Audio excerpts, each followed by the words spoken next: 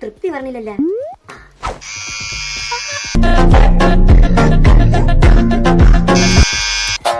ഇപ്പഴല്ലേ വെട്ടി തിളങ്ങണത്. അമ്മ തേങ്ങ റെഡി. ഇതെന്ത് വൃത്തിയാവാത്ത.